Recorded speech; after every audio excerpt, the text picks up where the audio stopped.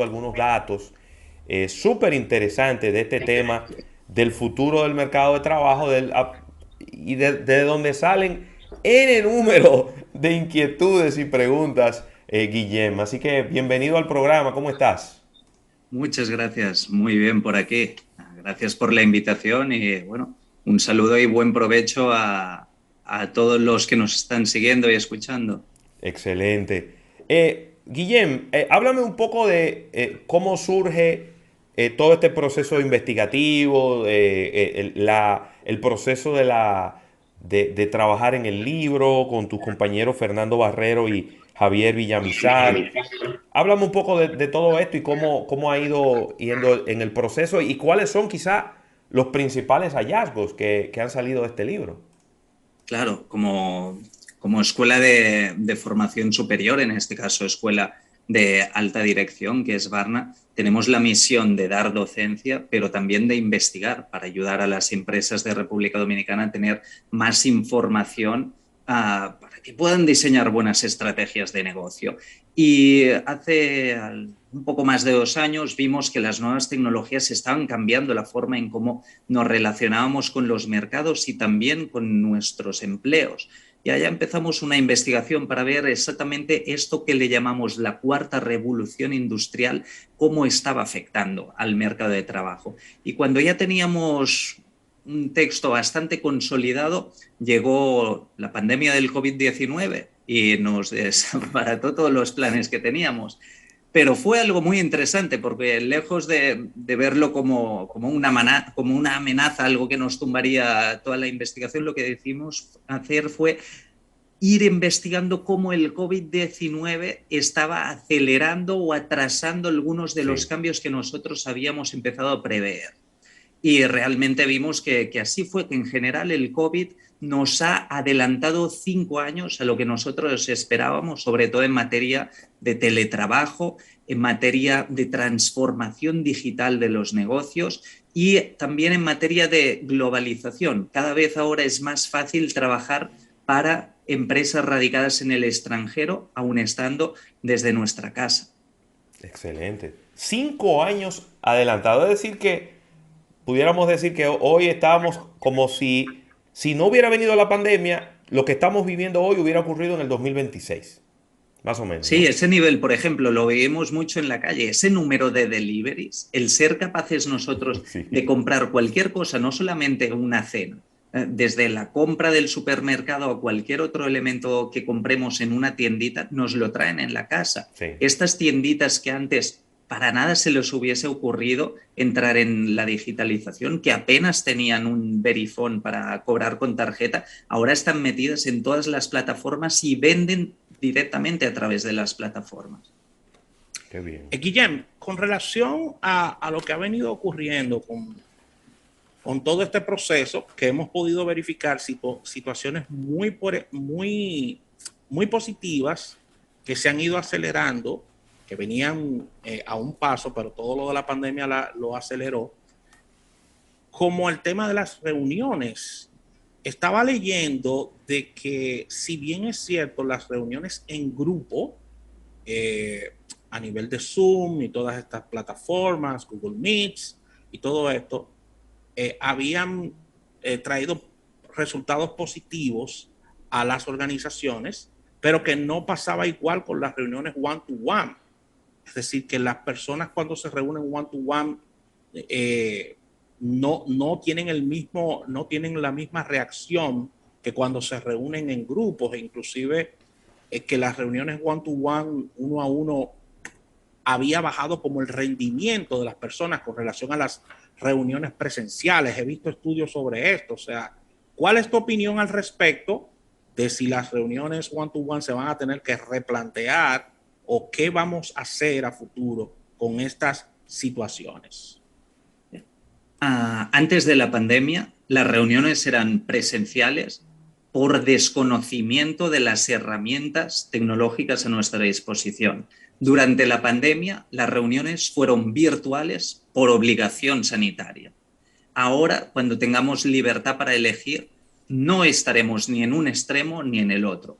Cada empresa, de acuerdo a sus situaciones, va a ir viendo cómo lo maneja. Evidentemente, el contacto personal es mucho más enriquecedor que un contacto virtual. Claro.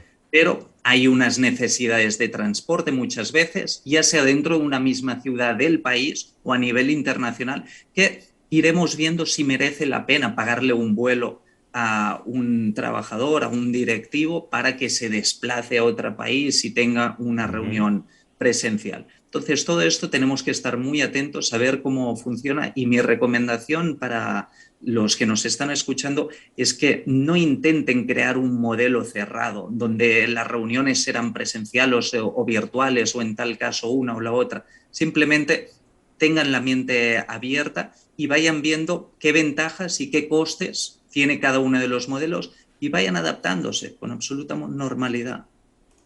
Muy bien. Hay una parte en el libro que está específicamente en el capítulo 5, Guillem, donde hablas de las, y bueno, conjuntamente con los coautores, con Fernando Barrero y Javier Villamizar, de las asimetrías que tenemos en la República Dominicana entre la oferta y la demanda en el mercado laboral, ¿no?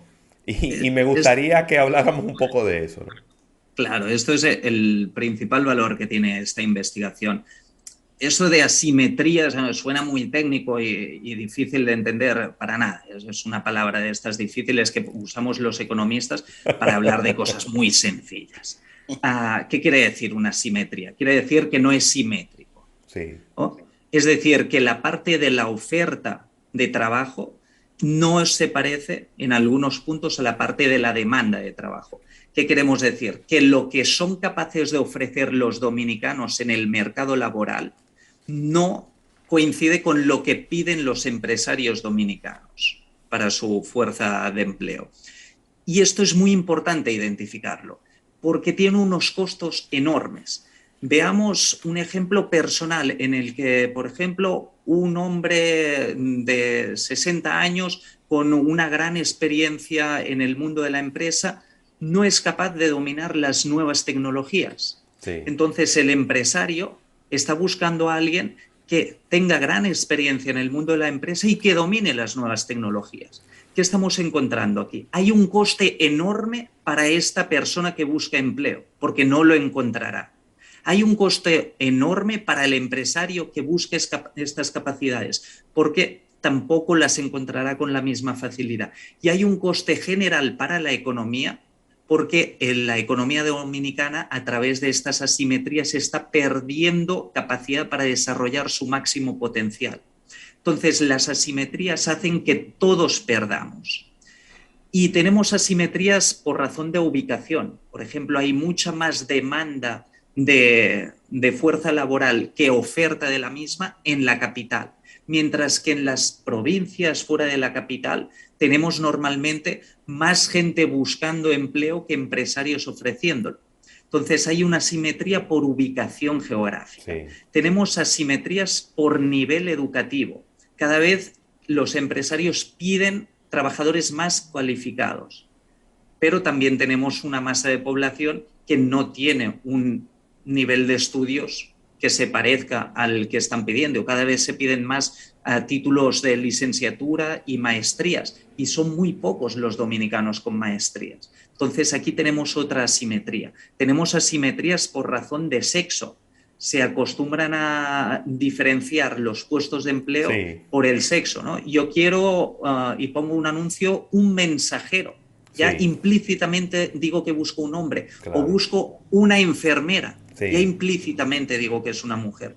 Y en general vemos que se buscan más hombres que mujeres. Entonces, también hay una asimetría. Tenemos unas mujeres súper bien preparadas académicamente y con unas cualidades humanas muy importantes, y las estamos dejando en un segundo lugar en el mercado de trabajo. Esto es una ineficiencia y por lo tanto viene fruto de esta asimetría por razón de sexo. Y podríamos hablar de otras, como también las capacidades y habilidades. Una cosa es la formación académica, la otra son las habilidades. Necesitamos gente con habilidades para liderar, gente con habilidades para mantener interacción humana, Sí. gente con habilidades para aprender y ser curioso, para generar innovación. Todo esto no te lo enseñan en las escuelas o las universidades. Entonces, hay otra asimetría por esta parte. Y así podríamos ir identificando unas cuantas asimetrías que es importantísimo tener claras cuáles son para que tanto empresas como sector público sean capaces de ajustarse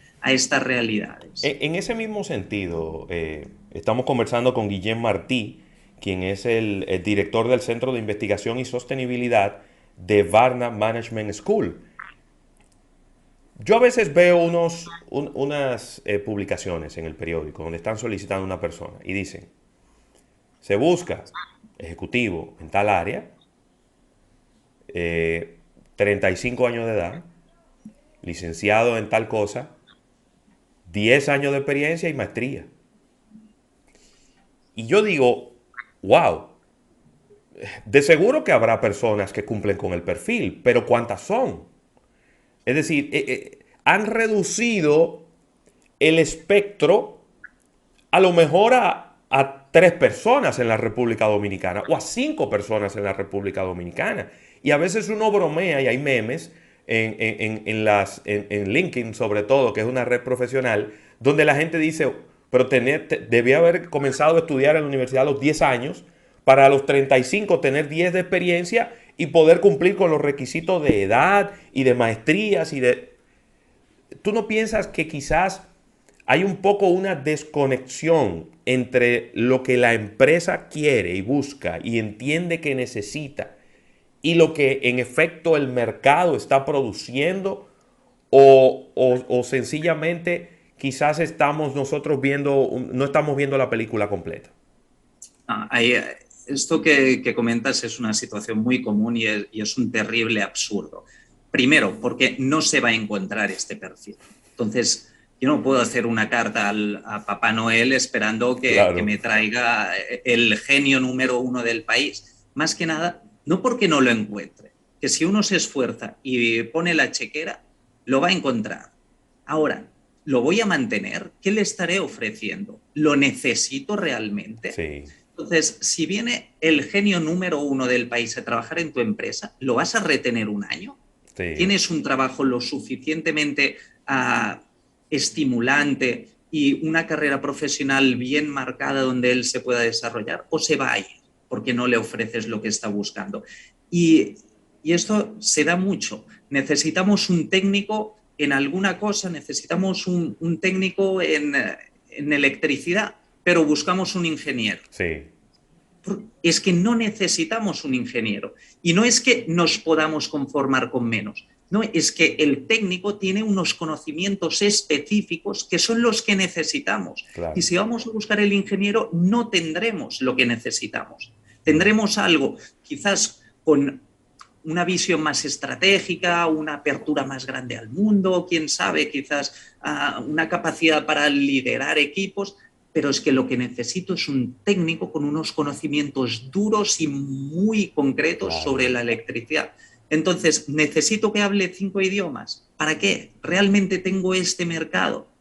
Sí. Entonces, intentamos buscar el top del top del top, cuando muchas veces, aún encontrándolo, será un mal empleado para la vacante que yo quiero cubrir. Claro. Entonces, tenemos que sincerizarnos y ver qué es lo que necesitamos y quién cubre estas necesidades.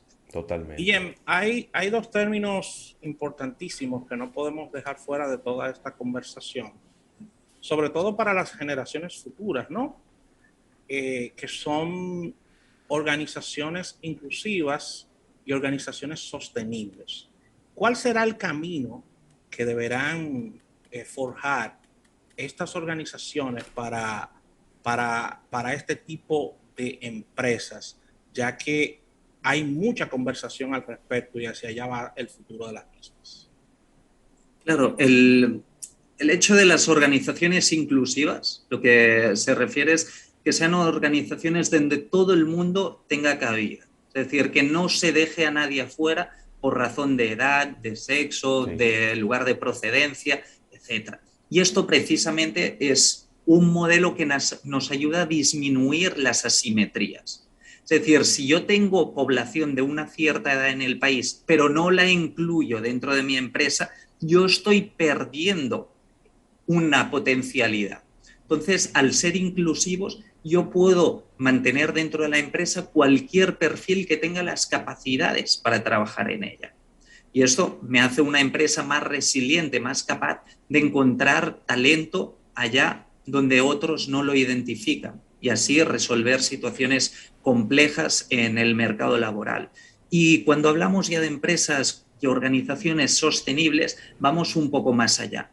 No solo nos quedamos en el enfoque social, que es muy importante, sino que además le incorporamos un enfoque medioambiental indispensable para un mercado global y de hecho todavía todas estas legislaciones y certificaciones medioambientales que ya estamos viendo, sobre todo en Europa, también en Estados Unidos, aquí no han llegado, pero no van a tardar a llegar. Y es bueno estar preparados para esto. Y además le incorporamos otra dimensión, que es la de la gobernanza, el buen gobierno corporativo, ¿no? Que es una forma de decir, ¿no? Vamos a tomar decisiones que sean sólidas para la institución, vamos a pensar a largo plazo, no solo a realizar beneficios para este trimestre o para este año.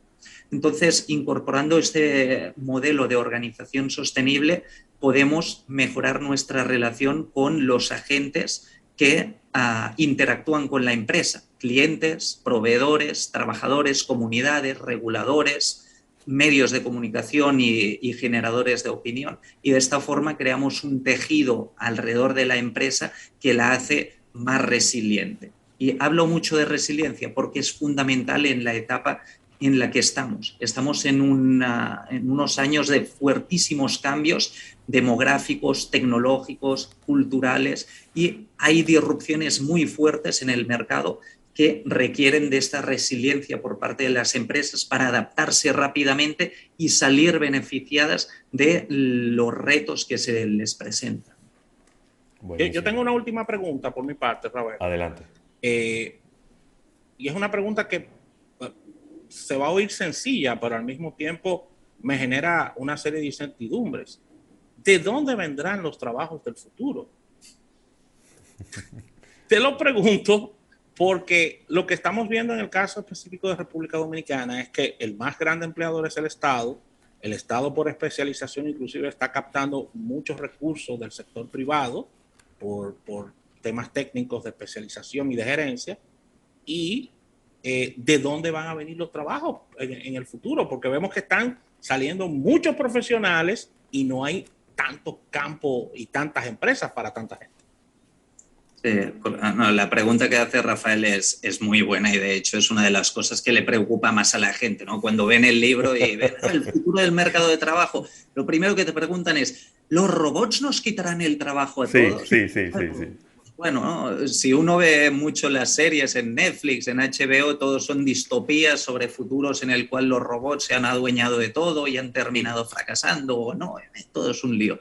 A ver, yo creo que no estamos encaminados a esta distopía que nos dibujan muchas películas y series.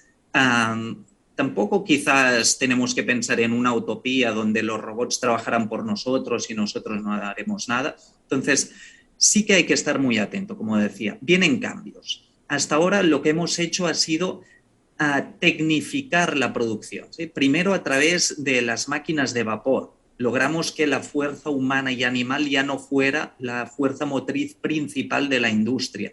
Después logramos introducir la electricidad, deslocalizamos y diversificamos los centros de producción al poder distribuir la energía de forma muy eficiente. Después introducimos la electrónica, empezamos a hablar de robots, empezamos a ver el nacimiento de Internet y de las telecomunicaciones modernas. Y ahora estamos en una etapa nueva que es la cuarta revolución industrial y aquí entra ya la inteligencia artificial, la nanorobótica, la nanotecnología en general y temas también donde empezaremos a mezclar el cuerpo humano con tecnología y ponernos sensores, robots alrededor del cuerpo o incluso dentro del cuerpo. Todo esto va a transformar completamente la forma como nos relacionamos con el resto de humanos y evidentemente cómo consumimos y entregamos valor a los mercados. Entonces es una pregunta muy interesante. Los economistas no somos visionarios, es decir, no somos videntes, no tenemos una bola de cristal y yo no estoy aquí para hacer proyecciones a tan largo plazo.